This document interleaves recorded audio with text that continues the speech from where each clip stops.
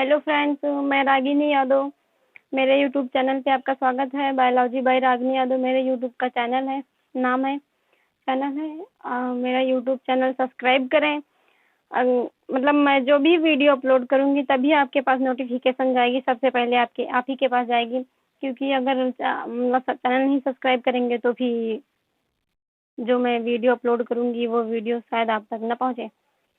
अगर पढ़ना हो तो मेरे यूट्यूब चैनल से तो ज़रूर वीडियो, अगर मेरी वीडियो पसंद आया करे तो लाइक ज़रूर करा करें और वीडियो अंत तक देखा करें, पूरी वीडियो, क्योंकि तभी समझ में आएगा जब वीडियो अंत तक देखेंगे आप। स्टार्टिंग में थोड़ी देर देख के छोड़ देंगे कोई, मतलब बायोलॉजी वैसे भी कोई ज़्यादा मतलब बोरिंग तो टॉपिक पढ़ाते नहीं हैं ना, तो कोई सब्जेक्ट ऐसा है कि बोर करने वाला। बायोलॉजी तो वैसे भी लोग पढ़ते हैं, चाहे मतलब कि एग्ज़ाम देना हो या ना देना हो तब भी, क्योंकि ये तो एक अपनी बॉडी के बारे में, अपने शरीर के बारे में पढ़ना होता है, स्टडी करना होता है। तो ये तो एक मतलब बहुत अच्छा लगता है बायोलॉजी, मुझे तो बहुत अच्छा लगता है पढ़ने में, पर और किसी को मैं मतलब ये मैं दूसरा पार्ट यहाँ पे पढ़ाने जा रही हूँ, जो मैं एक वीडियो पहले भी अपलोड कर चुकी हूँ। वो पहला पार्ट है, ये दूसरा पार्ट है। पहला मतलब ये वाला पार्ट देखने से पहले वो पहला वाला पार्ट ज़रूर देख लें, तभी समझ में ज़्यादा आएगा कि वो सेल वाला चैप्टर तभी मैंने स्टार्ट किया था पहला पार्ट, क्योंकि ये सेल चैप्टर ये कोशिका बहुत थोड़ा मतलब ज़्यादा लंबा है, काफ़ी बड़ा है, इसीलिए पार्ट में डिवाइड करके पढ़ा रहे हैं। नहीं तो ऐसे तो बहुत लंबा हो जाएगा।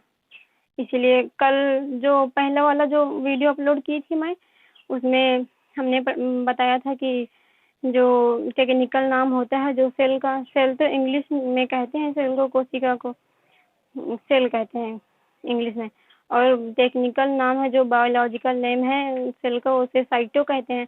और साइटो मतलब कि सेल के अध्ययन को साइटोलॉजी कहते हैं, सेल के अध्ययन को।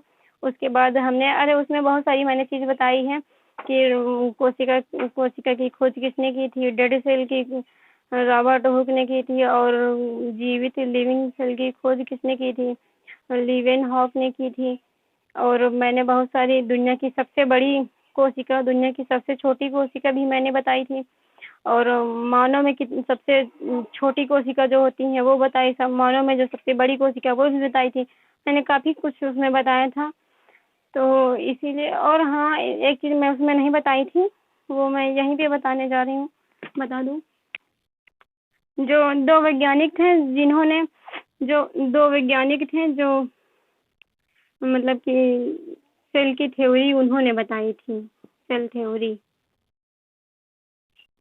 दो वैज्ञानिक थे, उनका नाम है, पहले वैज्ञानिक थे स्लाइडेन,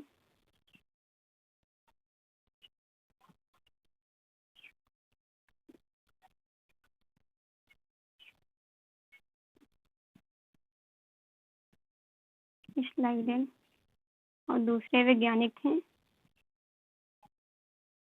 स्वान।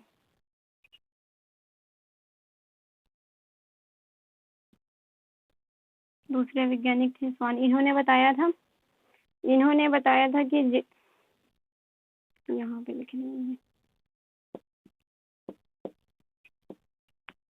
इन्होंने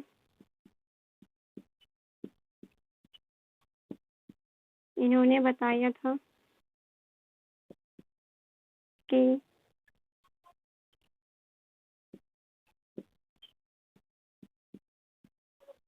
जितनी भी जीवित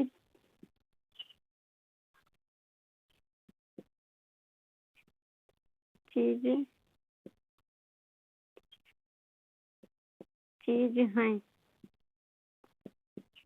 वो कोशिका से मिलकर बनी है, वो कोशिका से मिलकर बनी है।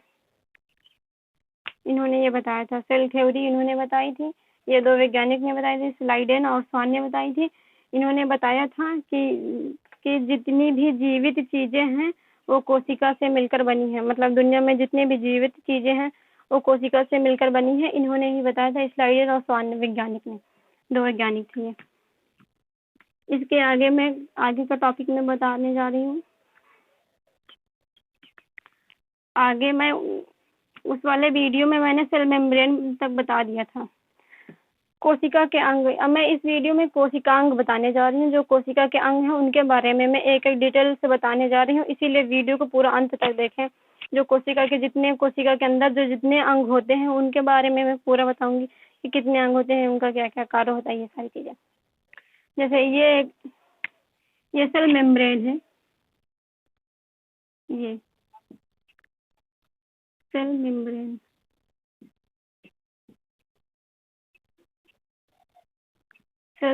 ये सेल मेम्ब्रेन है, कोशिका झिल्ली है। मतलब कि ये मान लेते हैं कि जैसे एक कोई पन्नी ले लो, मान लो कोई पन्नी जैसे ले लो, उसमें बहुत सारी चीजें भर लो, उसमें तो मतलब कि उसके अंदर बहुत सारी चीजें हो गई, तो वो मतलब कि वही एक पन्नी ही मान लो। ये जो सेल मेम्ब्रेन है ये एक पन्नी टाइप की हो गई। उसके अंदर जो जो ये सारी चीजें होती है, ये सब कोशिकांग है। मतलब इसके अंदर ये सारी चीजें होती हैं, इसी के अंदर ये सारी चीजें होती हैं। अब मैं इनके बारे में बताऊंगी। सेल मेम्ब्रेन,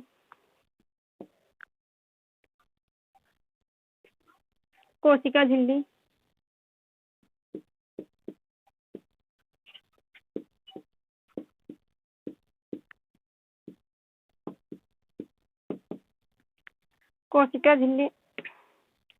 कोशिका झिल्ली, प्लाज्मा झिल्ली होती है।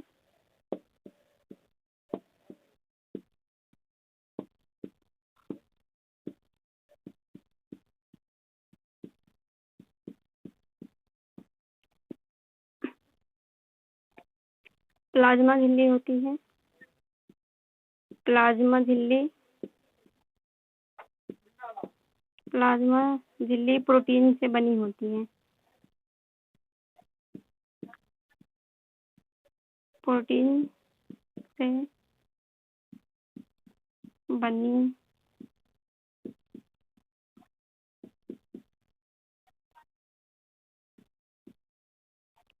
बनी होती है।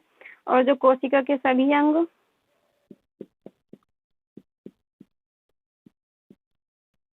कोशिका के सभी अंग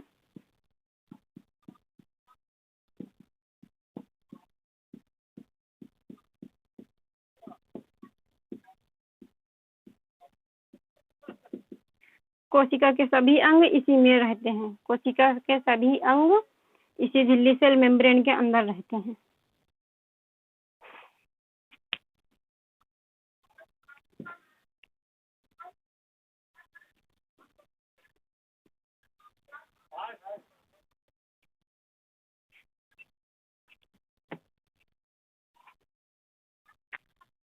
अब मैं बताने जा रही हूँ सेल वॉल, कोशिका भित्ति।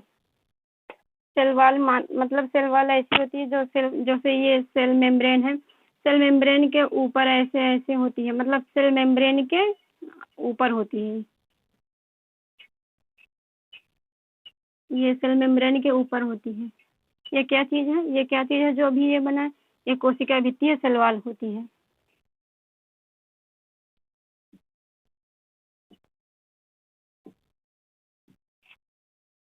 सेल वॉल कोशिका भित्ति होती है ये।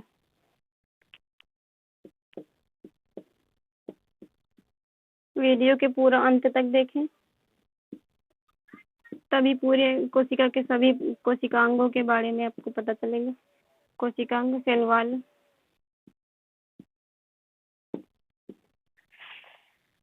कोशिका सेल वॉल ये केवल पादप में पाई जाती है।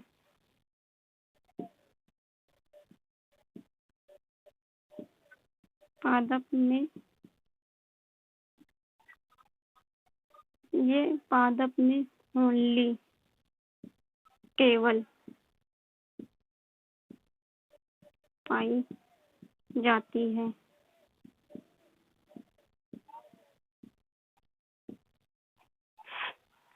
और ये पादप को कठोरता प्रदान करती है। पादप को कठोरता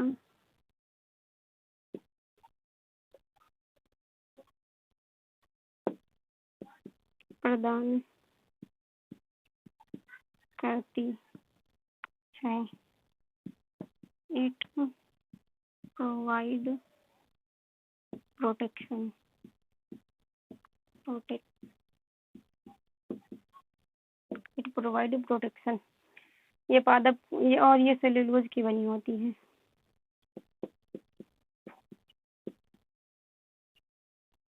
सेल्यूलोज सेल्यूलोज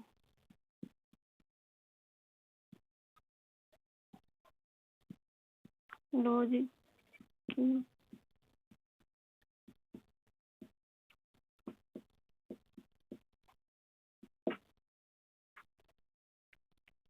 कोशिका भित्ति सिर्फ पादप में पाई जाती है। कोशिका भित्ति सिर्फ पादप में पाई जाती है और ये पादप को कठोरता प्रदान करती है। ये पादप को कठोरता प्रदान करती है, आकार प्रदान करती है, सुरक्षा प्रदान करती है। It provide protection.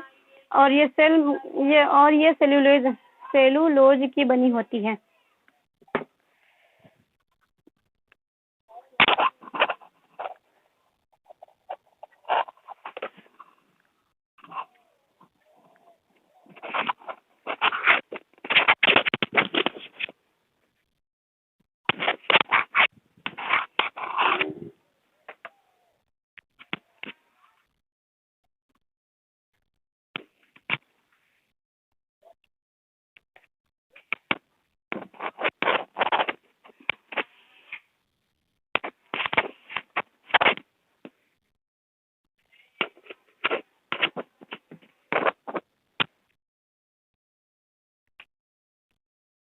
इसके बाद माइटोकॉन्ड्रिया।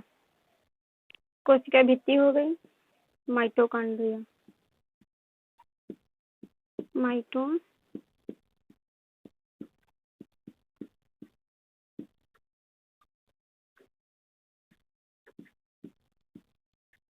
सूत्रकणिका, इसका हिंदी नेम होता है ये सूत्रकणिका। माइटोकॉन्ड्रिया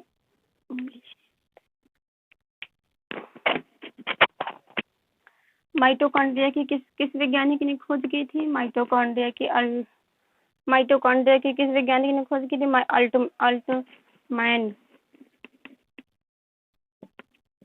अल्टमैन नामक वैज्ञानिक ने खोज की थी इसकी। वैज्ञानिक ने इसकी खोज की थी। इन्होंने ही इसकी खोज की थी माइटोकॉन्ड्रिया की। और माइटोकॉन्ड्रिया की इन्होंने ही खोज की थी। माइटोकॉन्ड्रिया की आंतरिक दीवारों को माइटोकॉन्ड्रिया की आंतरिक दीवार को, ये बहुत इम्पोर्टेंट है, क्रिस्टी कहते हैं। क्रिस्टी कहते हैं।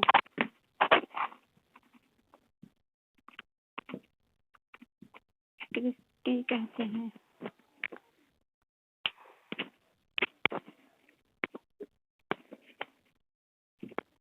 ये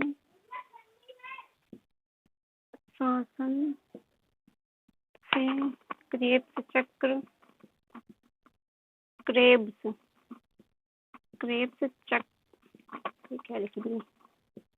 चक्र द्वारा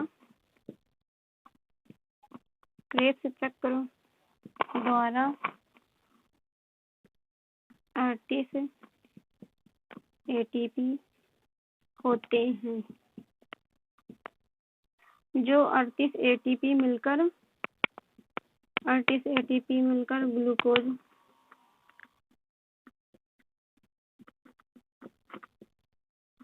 ग्लूकोज निर्माण करते हैं। ग्लूकोज का निर्माण करते हैं।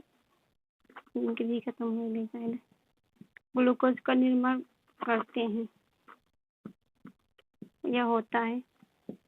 और जैसे ग्लूकोज का निर्माण होता है और ग्लूकोज एनर्जी ऊर्जा में बदल जाता है। ग्लूकोज, मैं ऐसे लिखे दे रही हूँ शॉर्ट में, बट आप लोग ऐसे अगर लिखिएगा तो अपनी नोटबुक पे तो मतलब अच्छे से बना कर लिख लीजिएगा। ऊर्जा एनर्जी में एनर्जी में बदल जाता है। ग्लूकोज एनर्जी में बदल जाता है। इसके आंतरिक दीवार को क्रिस्टी कहते हैं। ये श्वसन से क्रेस चक्र द्वारा, क्रेस चक्र जो चलाकर 38 एटीपी बनाते हैं, 38 एटीपी मिलकर ग्लूकोज का निर्माण होता है और ग्लूकोज ऊर्जा में एनर्जी में बदल जाता है, जिससे हमें एनर्जी ऊर्जा प्राप्त होती है। माइटोकॉन्ड्रिया से हमें जो हम श्वसन करते हैं, जो सांस लेते हैं, ये माइटोकॉन्ड्रिया ही इसको ऊर्जा में प्रोवाइड करती है, ऊर्जा में बदल देती है। अब इसके बाद गोल्जी का है, गोल्जी बॉडी।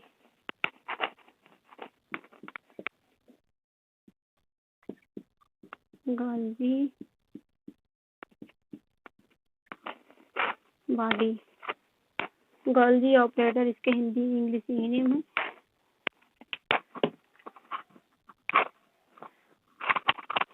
इसकी खोज किसने की थी? गोल्जी का की इसकी खोज कैमिलो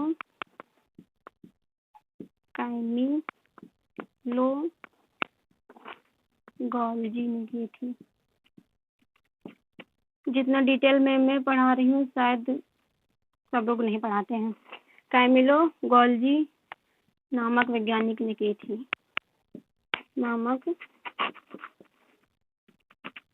इसलिए वीडियो को जरूर लाइक करें। नामक वैज्ञानिक ने की थी, इसीलिए इसका नाम गोल्जी का पड़ गया। इन्हीं की वजह से गोल्जी, जो कैमिलो गोल्जी नामक वैज्ञानिक ने इसकी गोल्जी बॉडी की इसकी खोज की थी, इसी वजह से गोल्जी बॉडी का नाम गोल्जी का पड़ गया। गोल्जी काय पड़ गया। गोल्जी काय परिवहन का कार्य करता है, परिवहन का कार्य करता है। गोल्जी काय परिवहन का कार्य करता है। ये ऊर्जा परिवहन करता है, ऊर्जा परिवहन करता है और प्रोटीन परिवहन करता है, प्रोटीन परिवहन इत्यादि।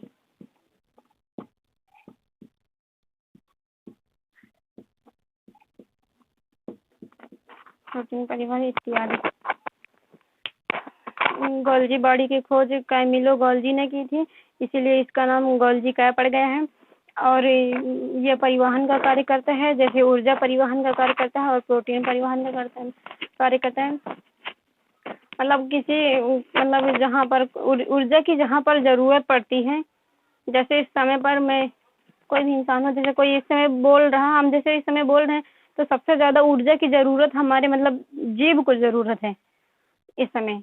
मतलब कि अगर मेरे जिम में खत्म हो गई, या किसी भी अगर जो लोग दौड़ते हैं, अगर सबसे ज्यादा उनको ऊर्जा पैरों में ज्यादा जरूरत होती है, इसीलिए अगर ऊर्जा खत्म हो गई तो वहां पे ऊर्जा कौन पहुंचाएगा? ये कार्य करता है गोल्जी बॉडी, मतलब ऊर्जा पहुंचाने का कार्य करता है गोल्जी बॉडी। ये माइटोकॉन्ड्रिया हो गया, गोल्जी क्या हो गया। ये मतलब ये कहीं मतलब कि पूरे शरीर में, जैसे अब हमको यहाँ मुंह में जिम में जरूरत है मतलब ऊर्जा की, तो पूरे बॉडी से ऊर्जा लेकर आएगा हमारी जीभ को लेकर।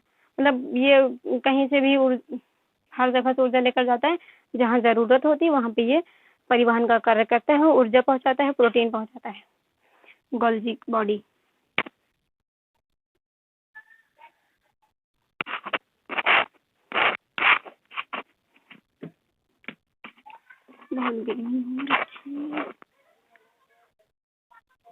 अब इसके बाद वैकुल्स, रसधानी, तीसरी हेडिंग है रसधानी। रसधानी वैकुल्स, रसधानी वैकुल्स। इसमें ये क्या कार्य करता है कोशिका में? ये रसधानी इसमें जल संग्रह होता है, वाटर स्टोर होता है, वाटर स्टोर होता है, इसमें वाटर स्टोर होता है। रसधानी वैकुल्स में वाटर स्टोर होता है। जो हमारी कोशिका होती हैं उसमें मतलब जो हमारी कोशिकाएं होती हैं उसमें माइटोकॉन्ड्रिया होता है, गोल्गी क्या होता है। माइटोकॉन्ड्रिया ऊर्जा का कार्य करता है, जो मतलब श्वसन द्वारा ऊर्जा एनर्जी प्रोवाइड करता है, बनाता है। उसके बाद ये गोल्गी क्या है, ये मतलब जहाँ पे ऊर्जा की ज़रूरत होती है वहाँ पे ये ऊर्जा और प्रोटीन पहुँचाता है। और जो ये वैकुल्स है, ये रसधानी है, इसमें जल संग्रह होता है। हमारी पूरी बॉडी में 65% जल होता है, 65% जल होता है, मतलब 65% जल होता है हमारी बॉडी में। तो मतलब कि पेट में तो 1-2 लीटर, 1.5 लीटर ही जल मतलब वाटर आता है। और उसके बाद जो जल होता है, वाटर होता है, वो रसधानी वैकुल्स में होता है। इतनी बात तो समझ में आ गई होगी लग रही।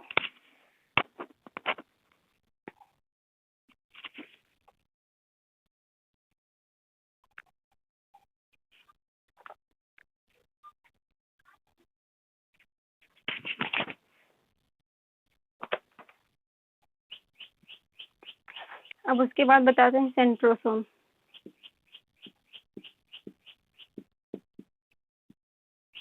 सेंट्रोसोम हिंदी में तारकाय। सेंट्रोसोम ये क्या कार्य करता है? इसकी खोज किस वैज्ञानिक ने की थी? इसकी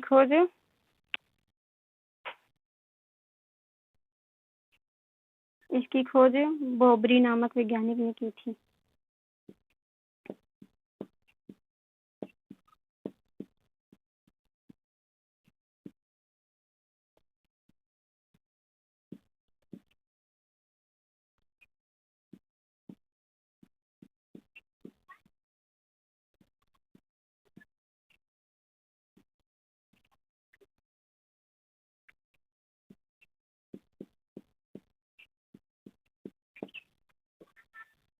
सेंट्रोसोम तारकाय की खोज बोबरी नामक वैज्ञानिक ने की थी और ये कोशिका विभाजन करता है। कोशिका विभाजन करता है। ये कोशिका विभाजन करता है, कोशिका का पुनः निर्माण करता है। पुनः निर्माण करता है, कोशिका का पुनः निर्माण करता है सेंट्रोसोम। मतलब कोई कोशिका, एक कोशिका है वो कोशिका टूटकर, एक कोई कोशिका है वो टूटकर 2 पार्ट में डिवाइड होगी तो उससे 2 कोशिका बन जाती हैं। इसीलिए ये कार्य कौन सेंट्रोसोम करवाता है? ये कार्य सेंट्रोसोम करवाता है। ये कोशिका विभाजन करवाता है, कोशिका का पुनः निर्माण करवाता है ये सेंट्रोसोम। और ये सेंट्रोसोम सबसे ज़्यादा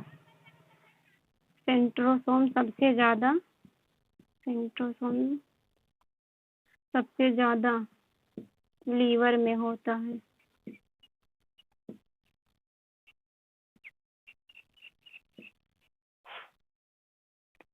सेंट्रोसोम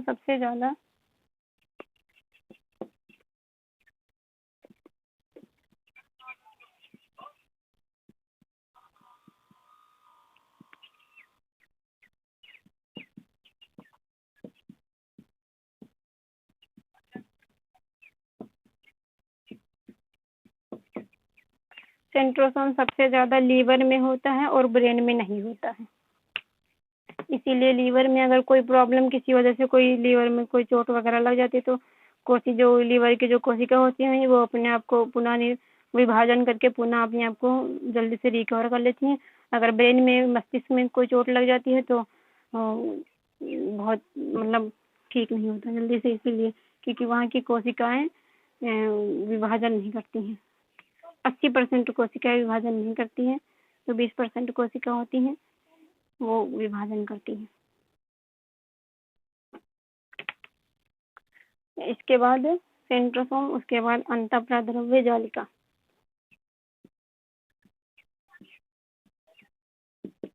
अंतःप्राद्रव्य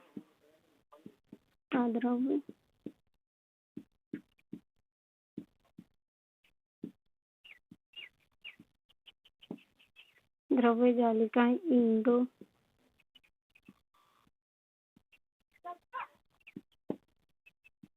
इंडोप्लाज्मिक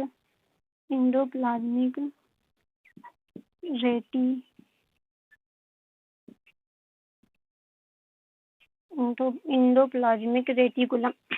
अंतःप्राद्रव्य जालिका, इंडोप्लाज्मिक रेटिकुलम, ये कोशिका को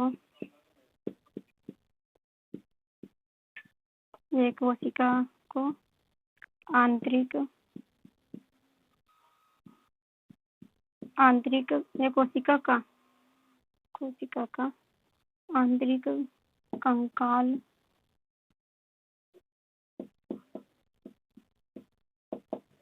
कोशिका का आंतरिक कंकाल होता है ये। और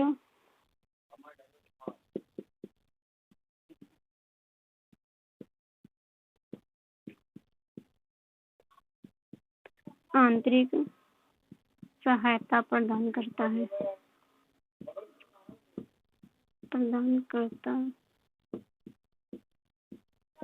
और ये आंतरिक सहायता प्रदान करता है कोशिका को। ये दो भागों में विभाजित होता है।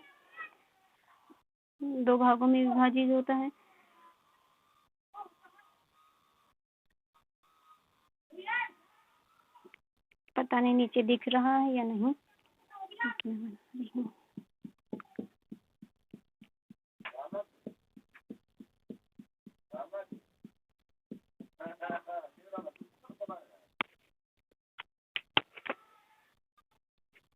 ये इस तरफ का कौन सा साइड है?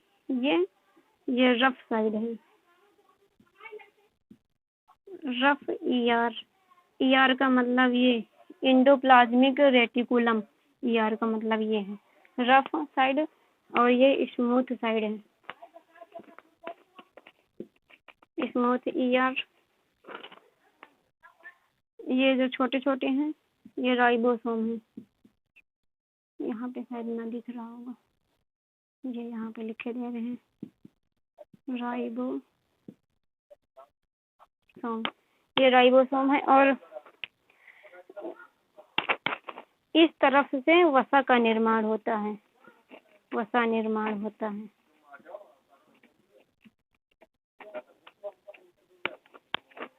यहाँ पे मिटाए दे रहे हैं, यहाँ पे लिख दे रहे हैं।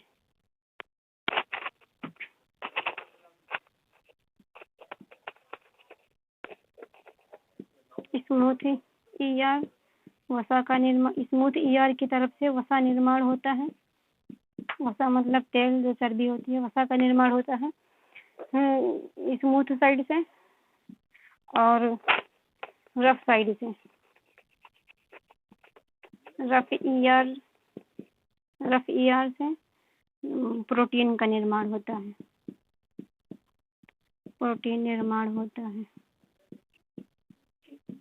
राइबोसोम से प्रोटीन,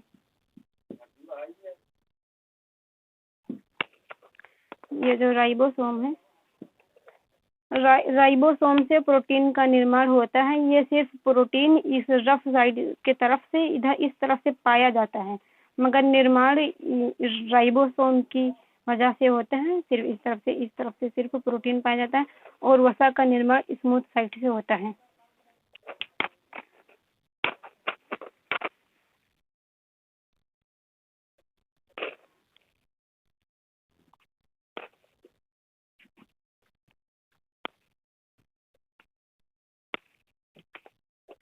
अब मैं बताने जा रही हूँ राइबोसोम।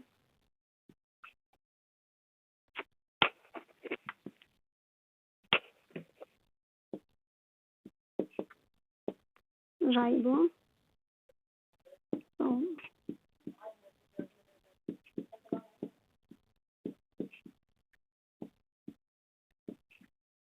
राइबोसोम, राइबोसोम का किस वैज्ञानिक ने खोज की थी? राइबोसोम की पैलाडे नामक वैज्ञानिक ने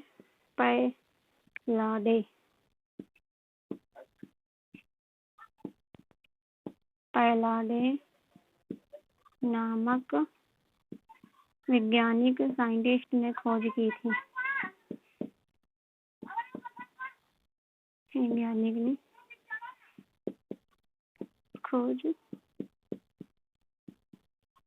खोज की थी, पैलाडे नामक वैज्ञानिक ने खोज की थी। और ये जो राइबोसोम है, राइबोसोम से प्रोटीन का निर्माण होता है। प्रोटीन निर्माण होता है। राइबोसोम से प्रोटीन का निर्माण होता है और राइबोसोम की प्रोटीन की फैक्ट्री भी कहते हैं। Protein factory.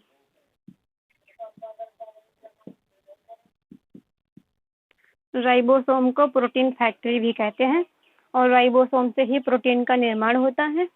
और राइबोसोम की खोज किसने की थी? राइबोसोम की खोज पैलाडे नामक वैज्ञानिक ने की थी।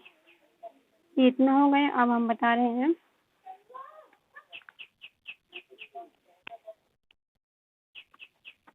हाँ, ये राइबोसोम दो प्रकार का होता है।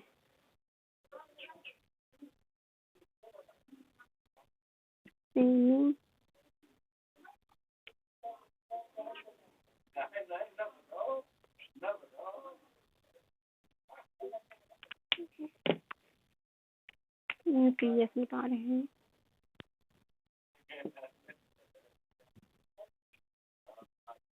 न्यूक्लियस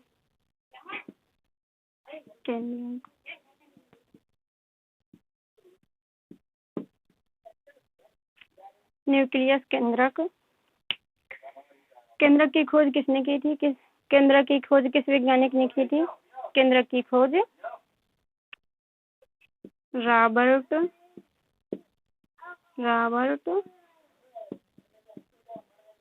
ब्राउन वैज्ञानिक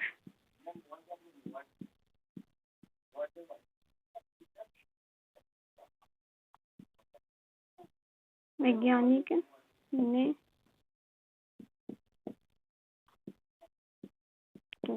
रॉबर्ट ब्राउन वैज्ञानिक ने की थी केंद्रक न्यूक्लियस की खोज।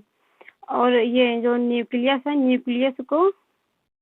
न्यूक्लियस को ब्रेन ऑफ सेल, कोशिका का मस्तिष्क भी कहते हैं, क्योंकि ये ब्रेन ऑफ सेल कहते हैं, कोशिका का मस्तिष्क कहते हैं न्यूक्लियस केंद्रक को।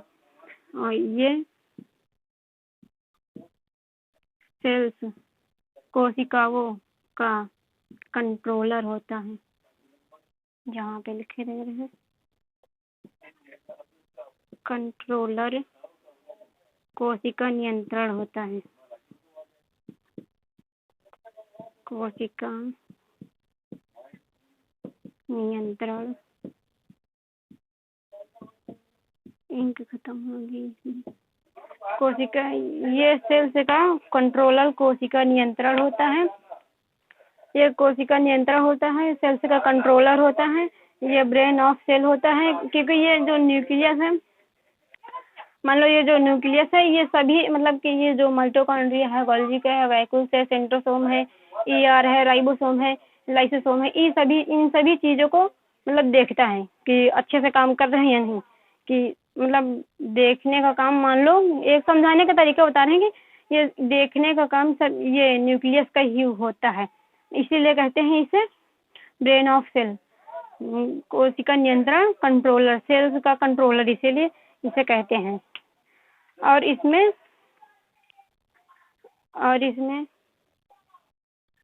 प्रोटीन, हाँ, इसमें प्रोटीन 80% पाया जाता है।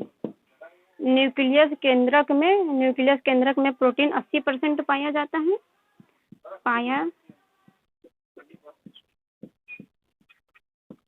पाया जाता है। और डीएनए, यहाँ पे दिख रहा है या नहीं? डीएनए 10%, डीएनए 10% पाया जाता है इसमें, और 10% अन्य तत्व पाया जाता है। प्रोटीन 80% पाया जाता है, डीएनए 10% पाया जाता है, और 10% अन्य तत्व पाए जाते हैं न्यूक्लियस में। और इतना हो गया, अब आगे बताते हैं।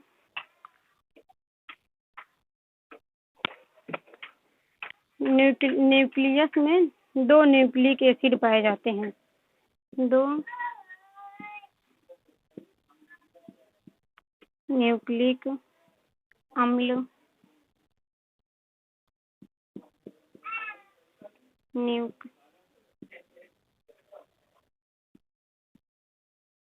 न्यूक्लिक एसिड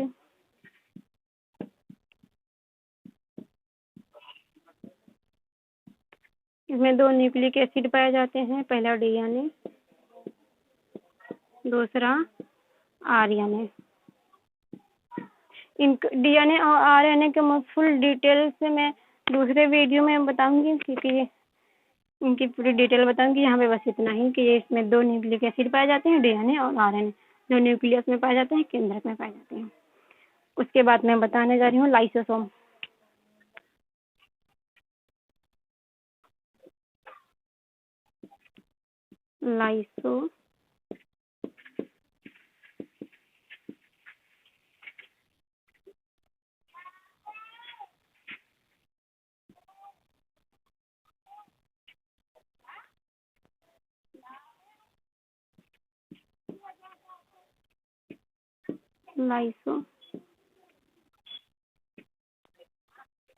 लाइसोसोम, इसकी खोज किस वैज्ञानिक ने की थी?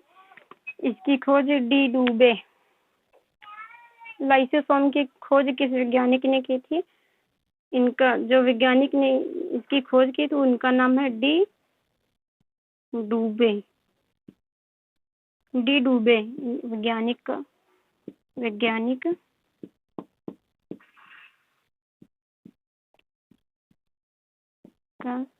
ये वैज्ञानिक का नाम है, जो लाइसोसोम की जिन्होंने खोज की थी, डी डूबे नामक वैज्ञानिक ने खोज की थी। ये क्या चीज है? ये जल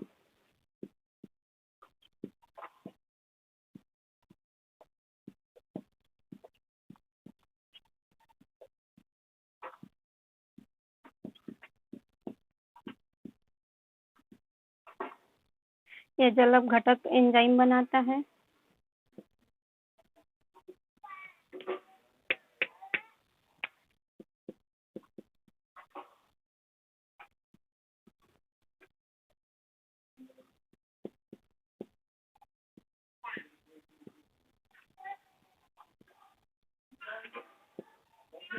हाइड्रोलाइटिक एंजाइम, ये जल अपघटक एंजाइम बनाता है। लाइसोसोम जल अपघटक एंजाइम बनाता है, और इसे क्या कहते हैं? इसे सुसाइड बैग भी कहते हैं। सुसाइड बैग, आत्महत्या की थैली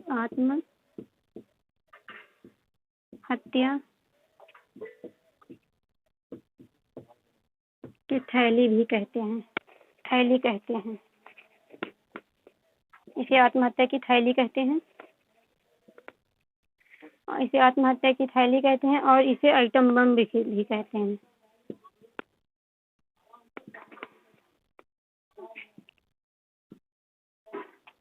बम कहते हैं, और इसे आइटम बम कहते हैं।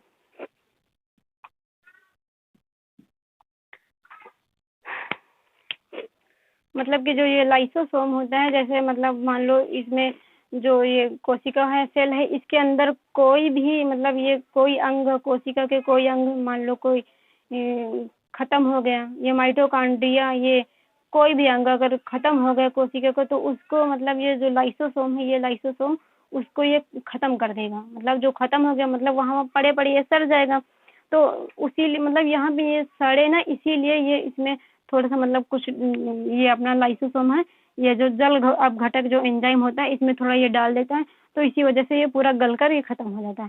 मतलब वहाँ पे जो कोशिका होती है, कहीं पे मान लो अगर चोट वगैरह अगर लग जाती है कहीं पे, तो ब्लैक ब्लैक हो जाता है हाथ में, काला काला, ये कहीं पे भी चोट लग जाती है हाथ में जो ब्लैक पड़ जाता है, वहाँ पे मान लो जो कोशिकाएं होती हैं, जो मतलब ये कोशिकाएं, बहुत सारी कोशिकाएं जो मर जाती हैं वहाँ की, तो जो अगल बगल की जो लाइसोसोम वाली अगल बगल की जो कोशिका होती है, उसमें जो लाइसोसोम होता है, उसमें से वो जो लाइसोसोम होता है वो धीमे धीमे मतलब कि जल अपघटक एंजाइम उसमें डाल डाल के मतलब कि उसे रिकवर कर देता है, मतलब ठीक कर देता है कुछ दिनों में। तो ये इसका काम होता है। मतलब कि अगर कहीं कहीं पे ये भी होता है कि जो ये लाइसोसोम है ये पूरे वैसे जो हो ये मतलब कि इसमें जो मान लो ये जितने भी चीज़ें हैं, अगर इसमें कोई भी चीज़ अगर ख़त्म होगी भी सही से काम वगैरह नहीं कर रही है, तो ये जो लाइसोसोम है इसमें जल अपघटक एंजाइम छोड़ के ये नष्ट कर देता है। इसीलिए ये होता है, इसीलिए इसको सुसाइड बैग कहते हैं, आत्महत्या की थैली कहते हैं, आइटम बम भी कहते हैं, मतलब ये सारी चीज़ें कहते हैं।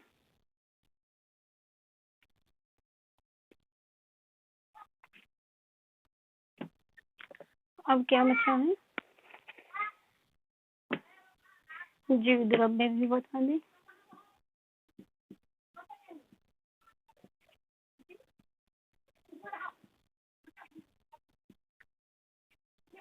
जीव द्रव्य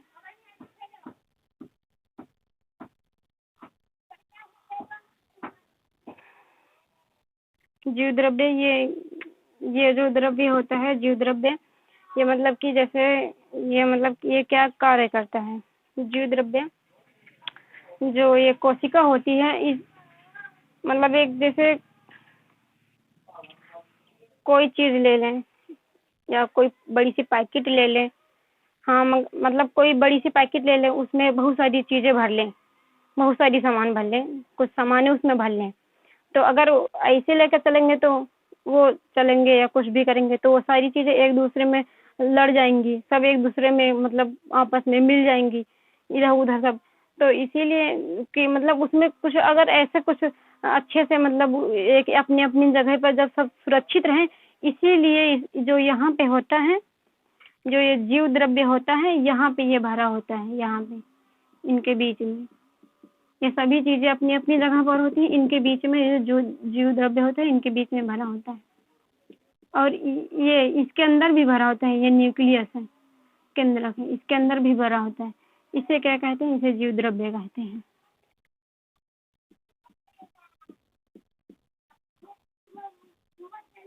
यहाँ यहाँ ये यहाँ यहाँ भरा होता है।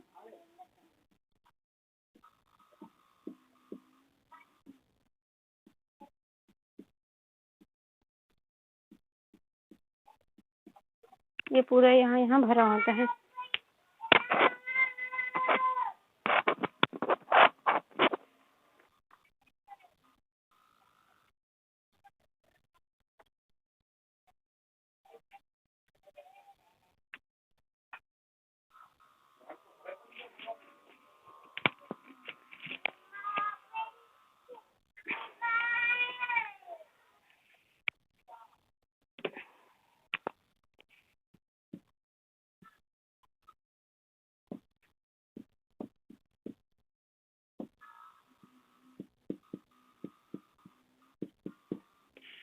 ये जो जीव द्रव्य होता है ये कलरलेस होता है, कलरलेस होता है, और ये इसमें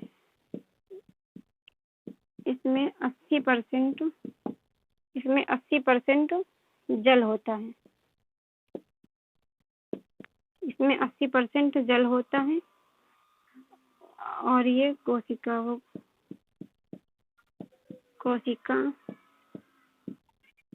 में भरा होता है, भरा होता है,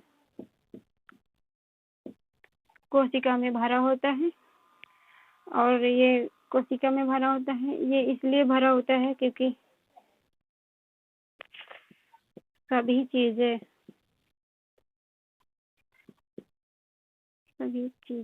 कोशिका के सभी अंग, कोशिकांग हैं जो, कोशिका के सभी अंग, सभी चीज़ें व्यवस्थित रहें,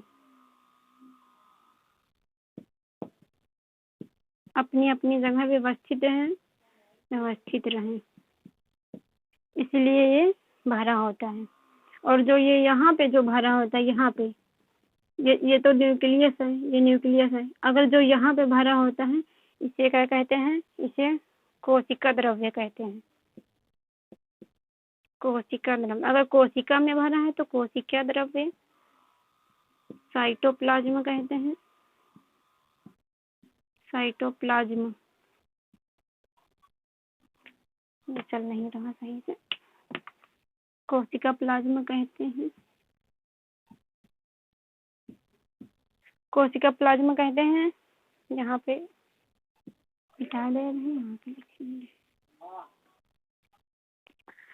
कोशिका द्रव्य। अगर कोशिका में भरा है तो साइटोप्लाज्म कहते हैं, कोशिका द्रव्य कहते हैं। अगर ये जो द्रव्य है, जो द्रव्य अगर ये कोशिका यहाँ पे भरा है, ये यहाँ पे नहीं, अभी सिर्फ यहाँ पे भरा है, तो इसे कोशिका द्रव्य कहते हैं, साइटोप्लाज्म कहते हैं।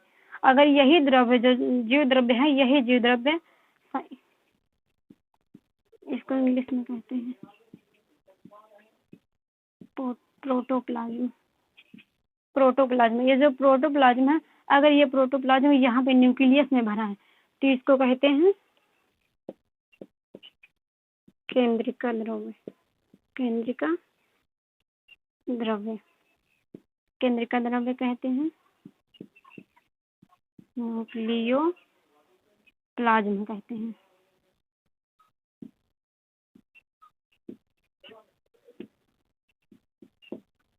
न्यूक्लियोप्लाज्म कहते हैं, केंद्रिका द्रव्य कहते हैं। ये इतनी चीजें याद हो गई हैं।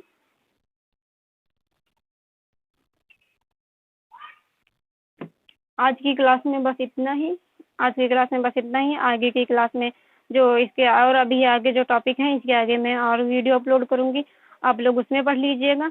मगर ये वीडियो जो है इसको आप लोग देखें तो लाइक ज़रूर करें और मेरा चैनल सब्सक्राइब करें, क्योंकि आगे मैं जो भी वीडियो अपलोड करूँ वो आप ज़रूर देख पाएँ। सब्सक्राइब करेंगे चैनल तभी देख पाएंगे मेरा वीडियो। इसीलिए मैं आज जो मैं टॉपिक बढ़ाई हूँ ये बहुत अच्छा ही टॉपिक, मतलब कि जो कोशिका जो ये सेल जो चैप्टर है इम्पोर्टेंट भी बहुत है, बहुत इम्पोर्टेंट है, और इसीलिए ये मतलब काफ़ी बड़ा भी है, इसीलिए इसको कई पार्ट्स में डिवाइड करके इसे पढ़ा रहे हैं। पहला पार्ट अपलोड कर चुके हैं, ये दूसरा पार्ट है। उसके आगे की जो DNA RNA है उसको मैं पढ़ाऊँगी, और भी बहुत सारी चीज़ें हैं, मैं हरित लवक वगैरह ये सारी चीज़ें आगे मैं पढ़ाऊँगी।